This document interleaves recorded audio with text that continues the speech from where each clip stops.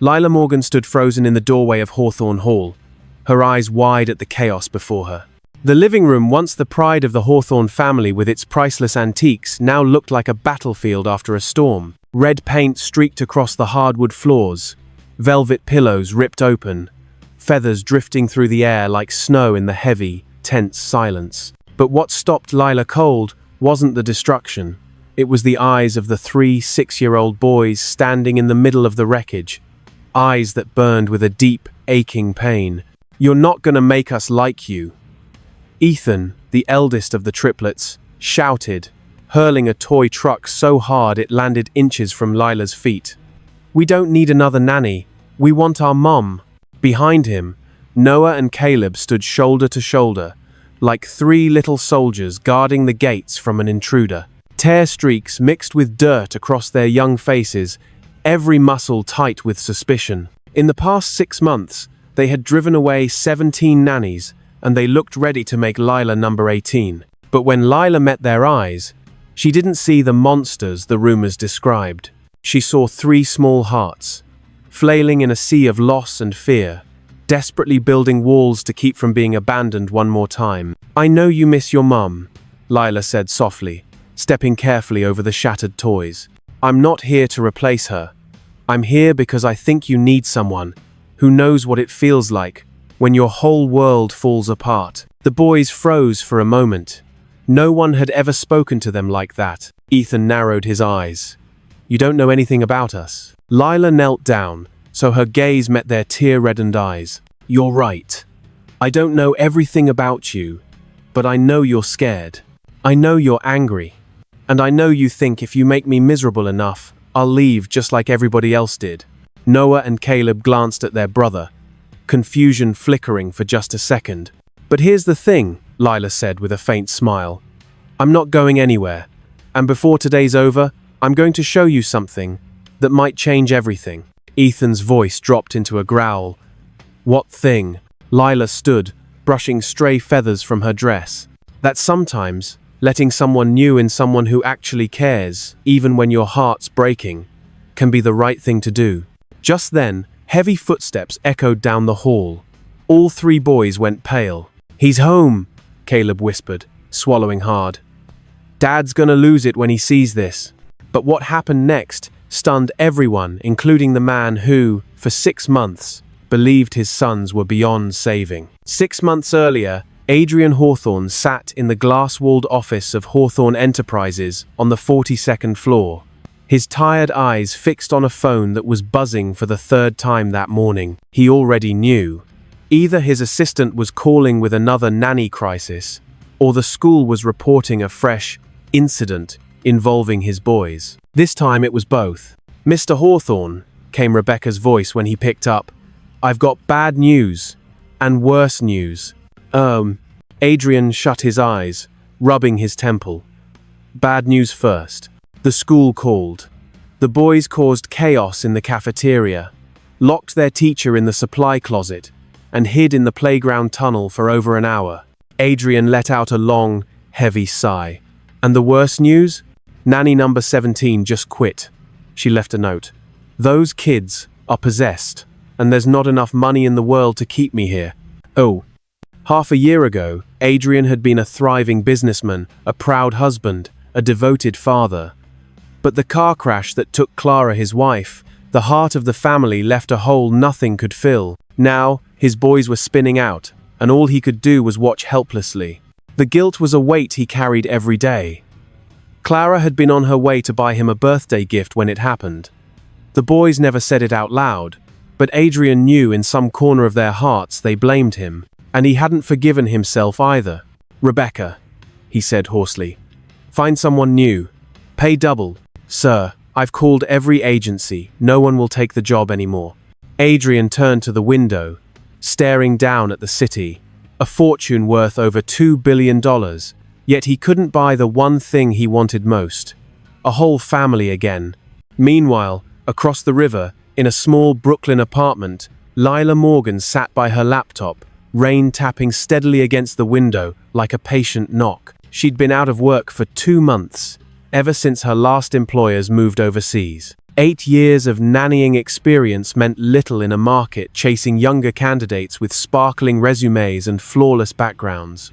What no resume could show was Lila's true gift, the ability to see the wounds no one else noticed. When she was 7, she lost both parents in a house fire. Her childhood was a carousel of foster homes, never staying long enough to feel safe. She nearly scrolled past the Hawthorne job listing. Nanny for 3 energetic boys. Must be patient, experienced, high pay for the right candidate. The words were polished, but anyone who'd been around would know the truth. The kids are out of control. The family is desperate.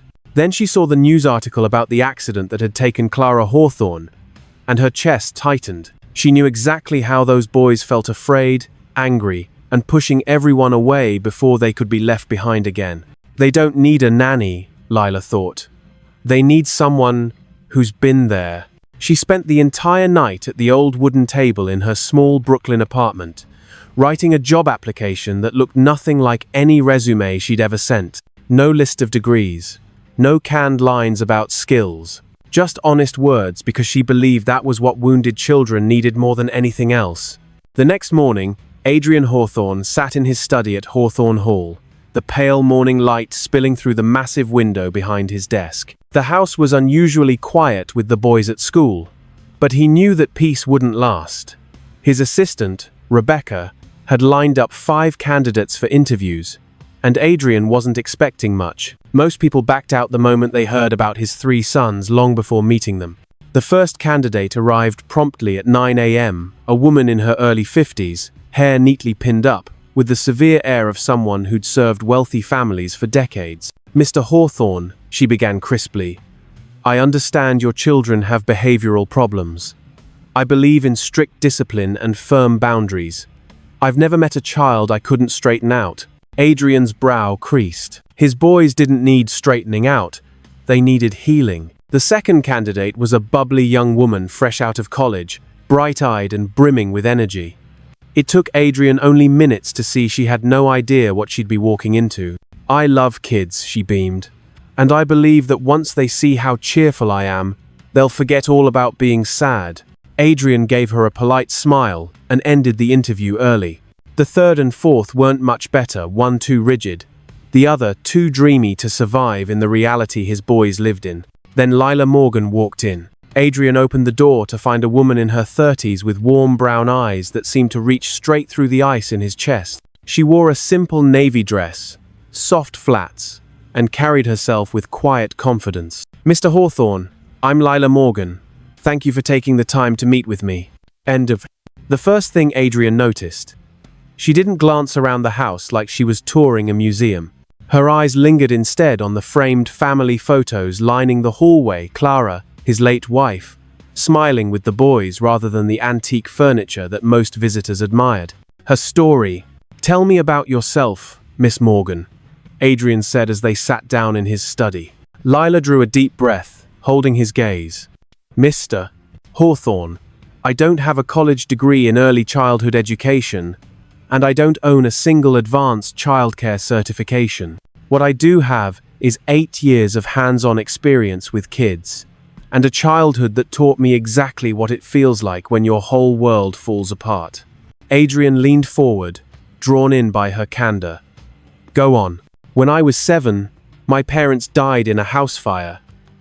I grew up in the foster system, moving from one home to another. I know what it's like to fear that everyone you love will leave.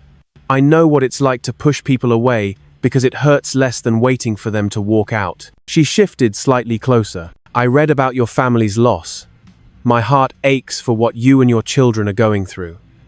They're not bad kids, Mr. Hawthorne. They're grieving kids, and children's grief often comes out as anger and defiance." Something Adrian hadn't felt in a long time slipped in hope. "Every nanny before you has told me my kids are unteachable. That's because they've been trying to control instead of understand," Lila said gently.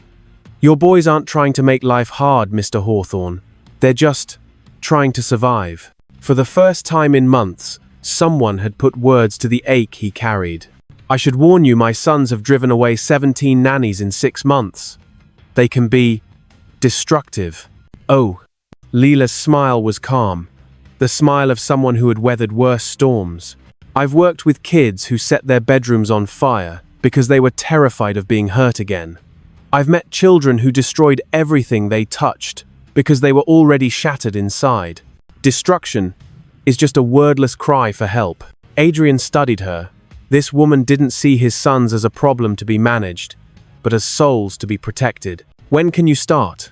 The next morning, Lila arrived at Hawthorne Hall at 7 a.m., carrying a thermos of hot coffee and a wax paper wrapped bag of cookies. Adrian met her at the door, fatigue etched into his face.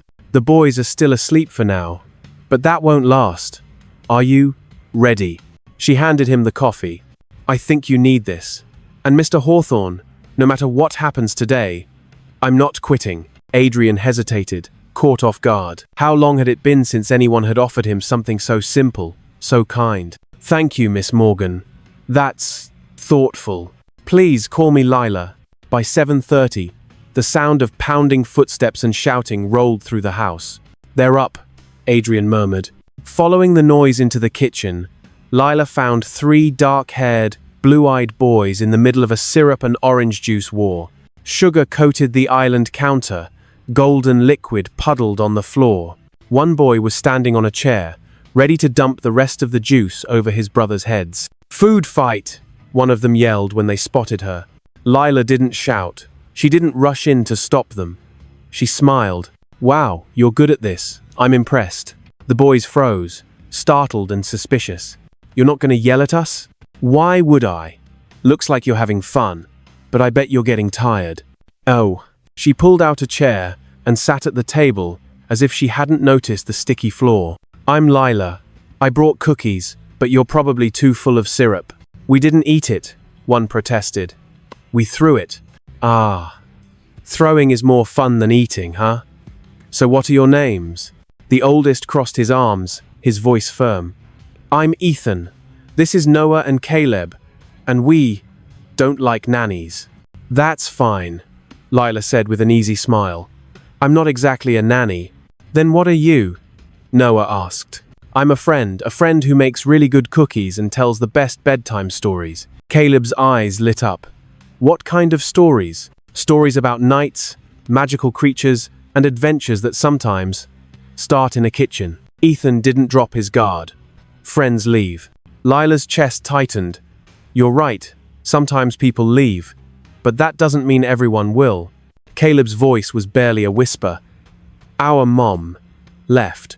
I know, sweetheart, and I'm guessing it hurts so much it feels like your chest might split in two. All 3 nodded, eyes glassy. Want to know a secret? She asked. They nodded again.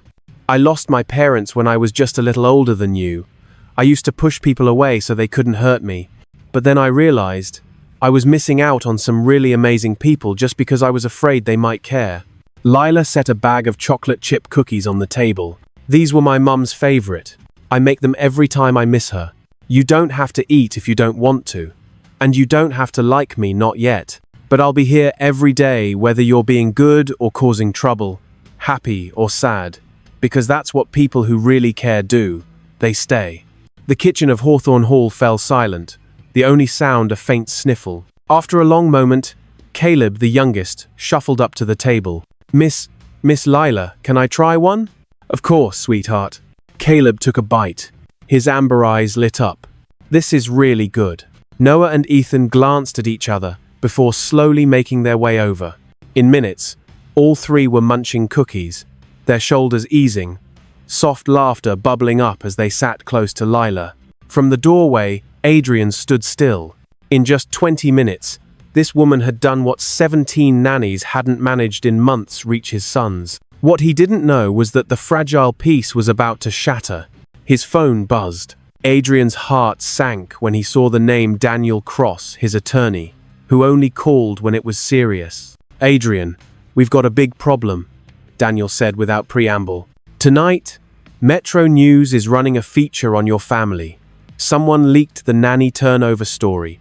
They're painting you as an absent father who's let his kids spiral out of control. Adrian's grip on the phone tightened. Details. Headline reads, Hawthorne Triplets drive away 17 nannies. Where was Dad? They interviewed 3 former nannies describing the boys as dangerous and emotionally unstable. Through the kitchen doorway, Adrian saw Lila sitting cross-legged on the floor with the boys, stacking wooden blocks into a towering castle. Caleb was explaining excitedly that it was a castle for Mom, so she can see it from heaven. Adrian's chest ached. Since Clara's death, the boys had never spoken of their mother with that kind of gentleness. Daniel, can we stop the segment?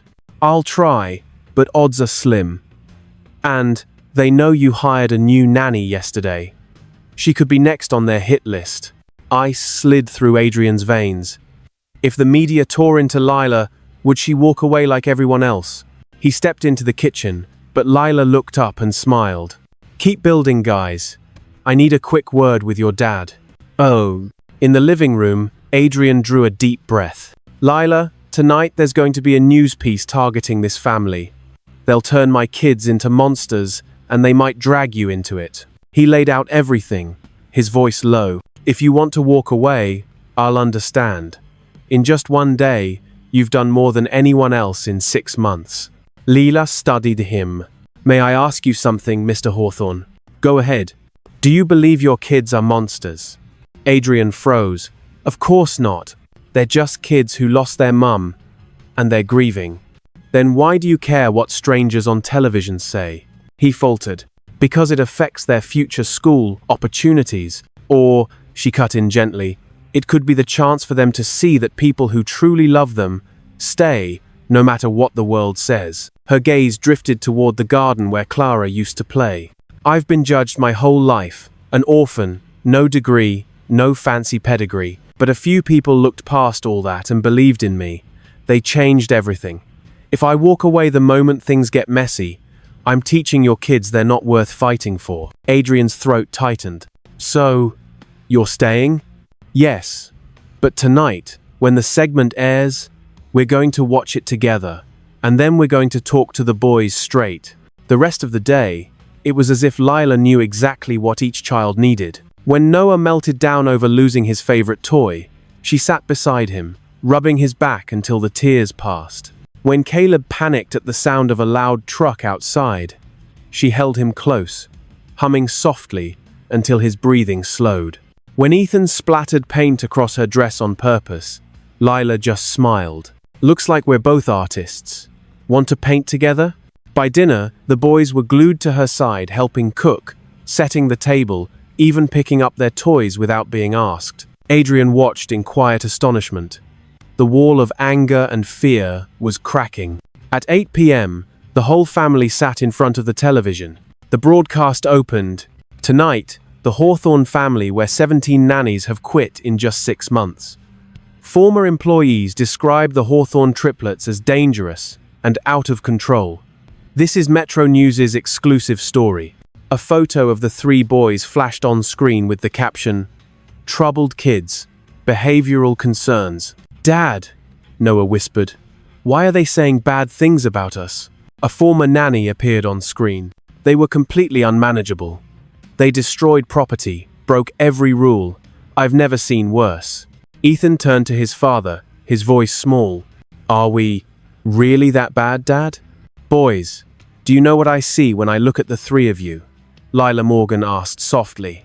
They shook their heads, eyes still glistening with tears. "I see 3 little warriors who love their mum so much, they'd take on the whole world to protect her memory. I see smart kids smart enough to test new people to make sure they can be trusted. And I see 3 big hearts, just waiting for the right person to help them heal." On the television, the second former nanny chimed in. "The father is never home, so the kids have no discipline or structure. They need professional therapy, not another nanny." Oh, Adrian Hawthorne felt anger boil in his chest, but Lila stayed calm. "She doesn't know anything," Caleb said fiercely. "Dad loves us." "You're right," Lila nodded. "Your dad loves you so much.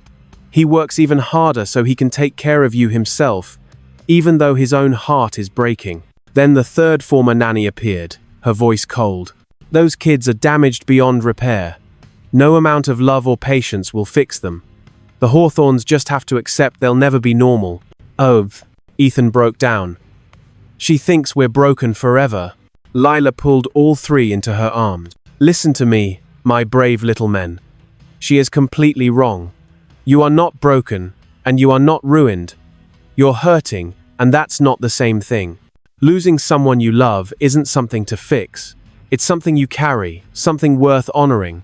You don't have to be normal right now. You have to remember your mom, and be sad, and be scared, because that's how love works. But she said no one can help us, Noah murmured. She's never met me, Lila said with a small smile. And she's certainly never met three extraordinary boys like you. Adrian stood there, quietly awed by how Lila had turned a vicious blow to their self-worth into a chance to heal. The next morning, Adrian's phone wouldn't stop ringing. Last night's broadcast had spread like wildfire, half the public expressing sympathy, the other half calling the boys spoiled and out of control. Business partners worried about the company's image. The school called, wanting to discuss behavioral concerns. But the worst call came from Child Protective Services. Mr. Hawthorne, we've received a complaint following the broadcast. We'll need to visit your home for an assessment. Adrian's chest tightened. If CPS believed the one-sided story, they could recommend removing the boys from his care. He found Lila in the kitchen, wearing an apron alongside the boys, all of them giggling as they flipped pancakes. What's wrong? She asked, catching the look on his face. CPS is coming. People are calling my boys dangerous because of one news segment. The boys went still. They won't take us away, will they, Dad? Caleb asked, his voice trembling. Adrian knelt, pulling all three into his arms. I will never let anyone take you away from me. Never. But deep down, fear gnawed at him. Lila laid a hand on his shoulder. Invite them to stay the whole day. Not just an hour. Let them see what I see, three amazing kids who just need love and patience. 3 days later, Mrs. Rodriguez from CPS arrived, a woman in her 50s, stern-faced and ready for chaos. Instead, she found 3 boys enthusiastically making chocolate chip cookies for the people who work at Dad's company. I want them to know I appreciate them for helping Dad, Bobby explained. Miss Lila says anyone who works hard deserves something sweet. All day, Mrs. Rodriguez observed. Lila patiently guided the boys through reading exercises, taught them how to fold napkins, and cooked with them side by side. Adrian listened to them, mediated arguments gently, and stayed present. By late afternoon, Mrs. Rodriguez stood, her expression transformed. Mr. Hawthorne, I rarely see a family working this hard to heal. These boys are not a problem to solve, their souls learning to trust again. She turned to Lila. Keep doing what you're doing. They're lucky to have you. 6 months later, Hawthorne Hall was a different home. The boys were thriving at school, making friends, and rarely lashing out. They spoke of their mother with smiles now, not just tears. Adrian had changed too, leaving work on time, being there for every moment instead of hiding in his office. But the biggest change was how he felt about Lila. One evening, after the boys had gone to bed, he found her in the garden where Clara once played with the kids. Lila, he said softly, sitting beside her, when Clara died, I thought this family was broken forever. But you didn't just save my kids. You saved me. You taught me to be a better father, a better man. Adrian reached into his pocket, pulled out a ring box, and knelt on the dew-damp grass. Lila Morgan, I love you. My boys love you. I can't imagine life without you. Will you marry me? Lila Morgan froze, tears sliding down her cheeks. You'll stay with me and with the boys forever? Adrian Hawthorne asked, his voice trembling with emotion. Yes, Lila sobbed, throwing her arms around his neck. Yes. The wedding took place right there in the garden where Adrian had proposed, beneath the great old tree that had once shaded Clara and the boys. Ethan, Noah, and Caleb insisted on being the ring bearers, wearing matching tuxedos they had practiced walking in for weeks. During the ceremony, Adrian and Lila exchanged vows written not just for a marriage, but for the journey of mending a family. Lila, Adrian said, You didn't just agree to marry me. You agreed to love 3 broken hearts and patiently help them heal. You are the answer to prayers I didn't even know how to pray. Adrian. Lila replied, her eyes shining. You and the boys taught me that family isn't just blood, it's a choice. You trusted me with your most precious treasures, and I choose to love and protect all of you for the rest of my life. But the moment that brought the whole crowd to tears was when the boys stepped forward with vows of their own. Miss Lila, Ethan said for all 3, we promise to be good, to remember that Mom loves us and you love us too, and we promise to help you take care of Dad, because sometimes he forgets to eat lunch. Laughter and tears mingled in the garden air. 2 years later, Adrian and Lila welcomed a baby girl, Lily. The boys were over the moon, taking their role as protectors very seriously. She's so little, Caleb whispered, gently touching Lily's hand. We have to protect her and teach her everything, Noah said firmly.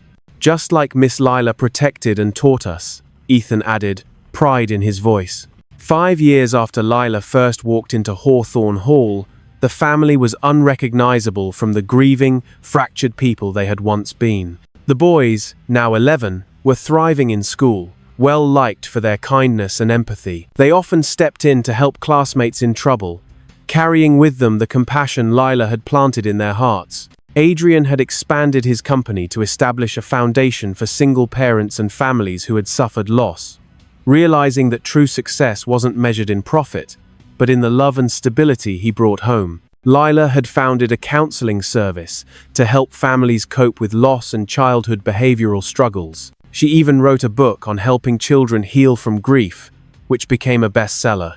Lily grew up surrounded by unconditional love, with 3 devoted big brothers and parents who knew that the strongest families are often the ones rebuilt after being broken brick by brick with love. Every year, on Clara's anniversary, the family visited her grave. But it was no longer a day of only tears. It was a day to celebrate a love that continued, even through loss. Mom, the boys would whisper, we want you to meet Miss Lila and baby Lily. We think you'd love them. And Mom, Dad's smiling again, so you don't have to worry about us anymore. The media, who had once labeled the Hawthorne Triplets as the devil's children, now spoke of them as a symbol of resilience and recovery. But Adrian and Lila no longer cared what the public said. They knew the only opinions that mattered came from the people who truly loved and understood their family. One night, as Lila tucked the boys into bed, Ethan looked up at her with the warm, steady gaze it had taken months to earn. Miss Lila, I'm glad you didn't leave us like the others did. I will never leave you, she smiled, smoothing his hair. Your dad taught me what I was born to do. What's that? To love you. Always. And she kept that promise. The story of 3 unruly boys once whispered about all over the city had become a story about how broken hearts can heal when given patience, understanding, and unconditional love. Beneath the trees in the garden of Hawthorne Hall, it felt like the story had reached its final chapter. But in truth, it was only the beginning, because healing isn't a destination. It's a journey that lasts a lifetime. On the day Lila first stepped into that house, no one imagined she would become the golden thread stitching together the broken pieces of a family. Yet through patience, listening, and unconditional love, she transformed rebellious kids into hearts that knew how to love, protect, and share. Because sometimes, saving a family doesn't take power, money, or prestige. It takes just one person willing to stay, even when everyone else has walked away. If this story touched your heart, please share it so more people can see that love and patience can change an entire life. And don't forget to subscribe to Velora Stories for more tales that move the heart journeys of resilience and hope, where every word reminds us, sometimes, the truest magic is simply staying.